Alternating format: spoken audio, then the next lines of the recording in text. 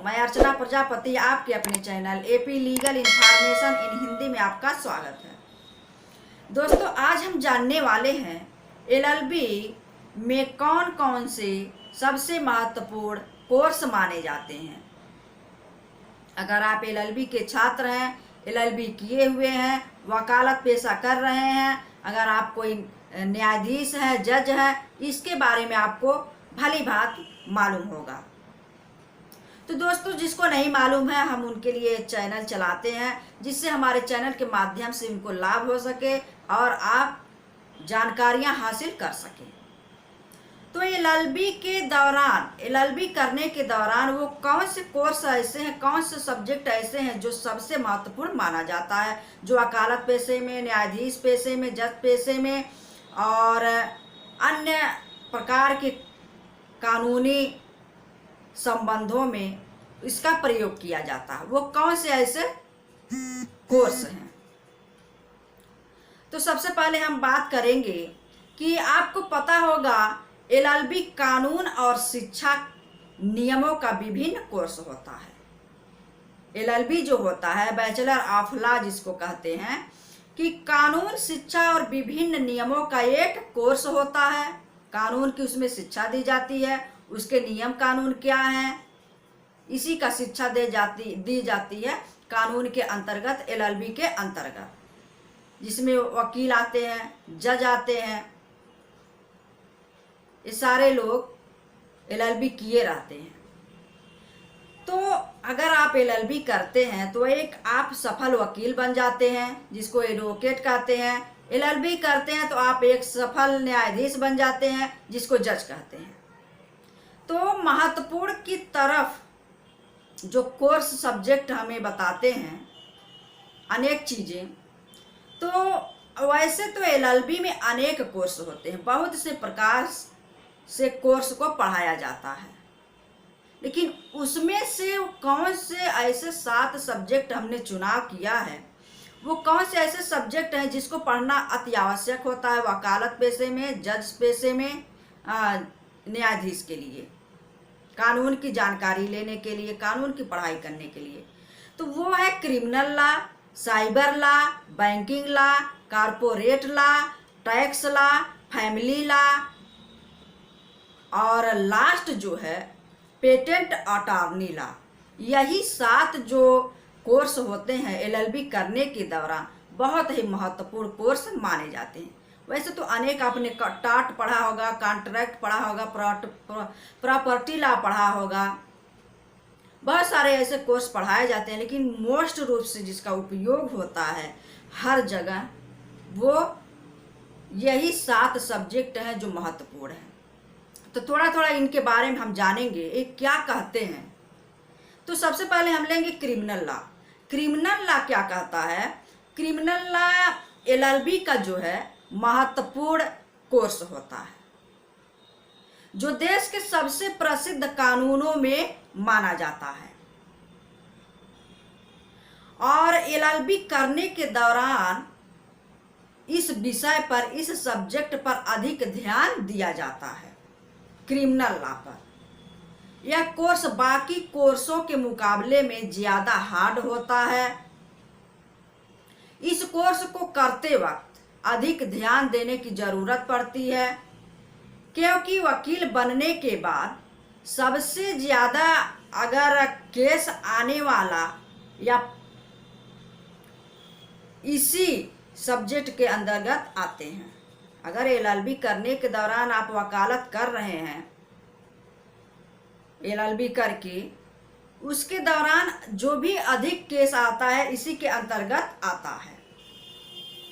तो ये हमें क्या बताती है, ये हमें क्या सीख देती है, ये भी हम जान लेते हैं। क्रिमिनल लॉ, क्रिमिनल लॉ जो होता है, जैसे इसमें यह सिखाया और पढ़ाया जाता है कि आप किस प्रकार से क्राइम को रोकने के लिए किन किन नियमों का पालन और प्रयोग करेंगे। क्रिमिनल लॉ बताती है कौन से क्राइम को कौन से कैटेगरी में रखेंगे, क्रिमिनल लॉ के अंतर्गत कौन से क्राइम को रखा जाता है। तो क्रिमिनल लॉ यह बताती है, आपको पता चल गया होगा क्रिमिनल लॉ क्या कहती है, क्राइम को रोकने का भी कार्य करती है। दूसरा जो मोस्ट इम्पॉर्टेंट सब्जेक्ट है वो हम देख लेते हैं साइबर लॉ। साइबर लॉ का नाम आपने बहुत सुना है। ऑनलाइन जो प्रक्रियाएं होती हैं, कंप्यूटर द्वारा जो ऑनलाइन आजकल फ्रॉड चल रहे हैं, किसी को जॉब के चक्कर में कि हमको इतना पैसा दे दो, आपको जॉब लगवा देते हैं। कोई शॉपिंग कर रहा है, उसका पैसा ले लिया जाए, उसके मन मुताबिक प्रोडक्ट नहीं मिला, प्रोडक्ट ही नहीं मिला, वो कंपनी ही भाग गई। किसी का दस्तावेज लीक हो गया। और गेमिंग, आपने देखा गेमिंग चैनल भी चला है, ऐसे ऐसे गेम डाल दे रहे हैं जो बच्चे के दिमाग को हैक कर ले रहा है, उसको सुसाइड करने पर मजबूर कर दे रहा है। ऐसे भी गेमिंग ऑनलाइन चल रहे हैं। और स्टडी ऑनलाइन में भी ये होता, बड़े बड़े दावे किए जाते हैं, फला मतलब कोर्स करिए, इतना पेमेंट करिए, मैं इतना आपको 1 साल में 2 साल का कोर्स मैं सर्टिफिकेट दे दूंगा। लेकिन ऐसा कुछ नहीं होता है, वो कहाँ कंपनी गई आपको पता ही नहीं चलेगा। तो ये सब किसके अंतर्गत आते हैं? ये साइबर लॉ के अंतर्गत ये अपराध माने गए हैं। तो साइबर लॉ क्या कहता है कि इन्हीं सब अपराधों को रोकने के लिए साइबर लॉ की पढ़ाई की जाती है। किस तरह से उस पर नियम लगाया जाए, किस तरह से उसको लागू किया जाए कि ऐसा क्राइम ना होने पाए भविष्य में। इसको रोकने के लिए साइबर लॉ की पढ़ाई और दावपेच बताया जाता है। उसके बाद हम देखेंगे कि महत्वपूर्ण धाराओं में जो है वो है बैंकिंग लॉ। हम बात करेंगे बैंकिंग लॉ क्या होती है। जो मोस्ट इम्पॉर्टेंट कोर्स है एलएलबी के दौरान, वो अब हम देखने वाले हैं बैंकिंग लॉ। बैंकिंग लॉ जो होता है, बैंक से संबंधित सभी नियमों का कैसे पालन किया जाएगा, उसके संबंध में ये प्रावधान करती है। क्या प्रावधान करती है? जैसे कि बैंक से फ्रॉड, जबरन लोन का आरोप लगाना और लोन लेना,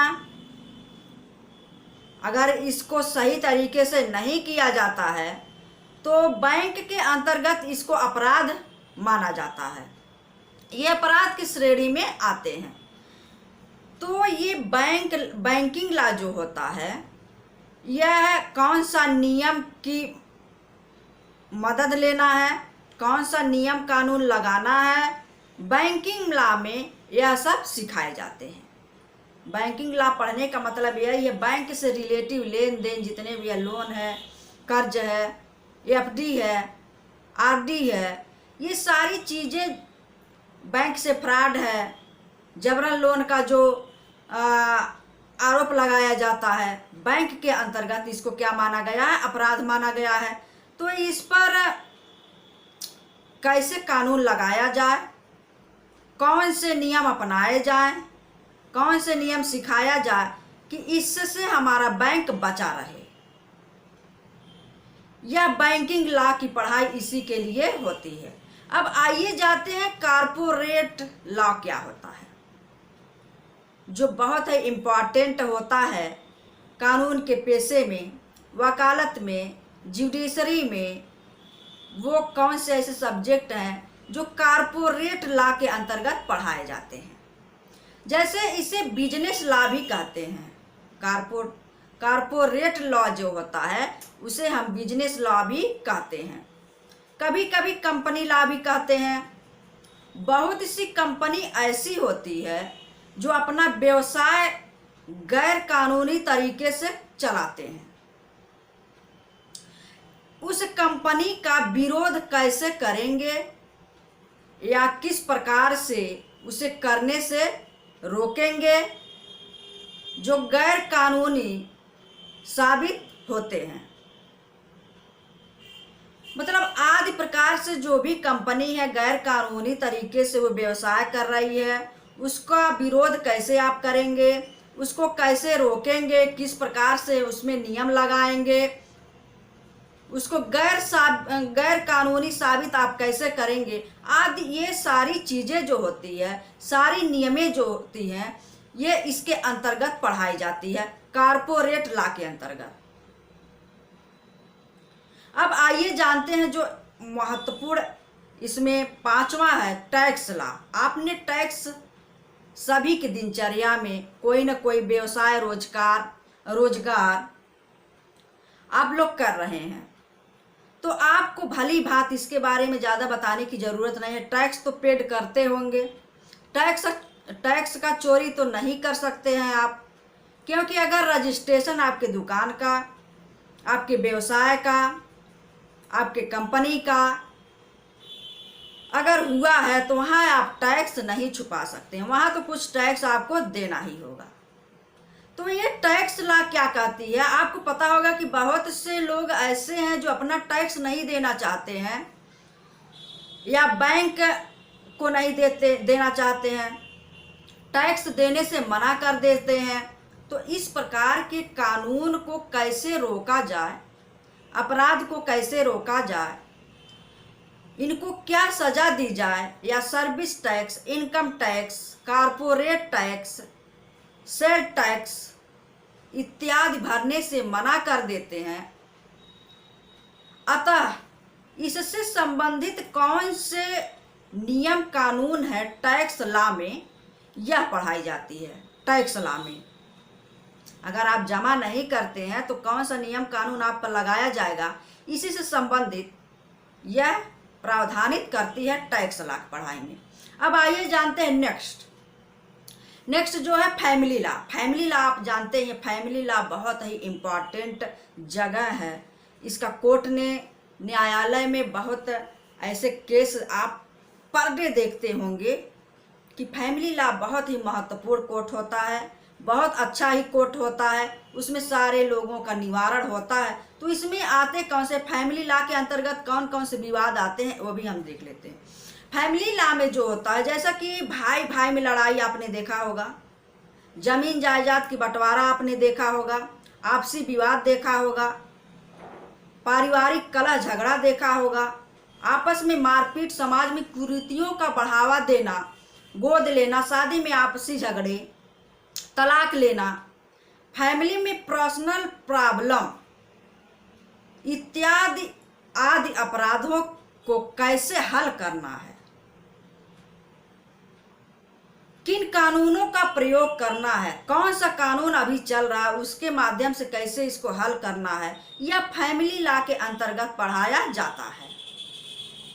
अब आइए जानते हैं जो लास्ट है पेटेंट अटॉर्नी। पेटेंट अटॉर्नी क्या कहती है, जैसे इसके अंतर्गत कोई भी व्यक्ति हुआ किसी वस्तु पर यानी कहने का मतलब नहीं है दूसरे के वस्तु पर नहीं, अपने वस्तु पर, अपने सामान पर उसका पूर्ण अधिकार होता है, पूर्ण दायित्व होता है। तो यह कारपोरेट अटॉर्नी जो होता है अपने सामान के ऊपर अधिकार को बताता है। अगर हम चाहें कि हमारा सामान आप उपयोग करिए तो कर सकते हैं, अगर हम ना चाहें हमारा सामान आप उपयोग नहीं कर सकते हैं तो आप नहीं कर सकते हैं। ये सीधी सी आप समझ सकते हैं कि ये पेटेंट अटॉर्नी यह बताता है अधिकार के बारे में कि हमारा सामान है, हमारा अधिकार है, हमारे गैर आदेश का, हमारे गैर सहमति का कोई इसको उपयोग नहीं कर सकता है। ये पेटेंट अटॉर्नी बताते हैं। इसका प्रयोग अगर कोई करता है तो आप किस प्रकार से उसे हैंडल कर सकते हैं आदि सभी ज्ञान इस कोर्स को पढ़ाने का मतलब यही होता है। अगर आपके सहमति के विरुद्ध कोई जाकर आपके सामान का उपयोग कर रहा तो उसको कैसे हैंडल करना है आपको एक कोर्स में बताए जाते हैं। तो ये जानकारी आपको कैसा लगा हमें ज़रूर बताइएगा। तब तक के लिए जय हिंद।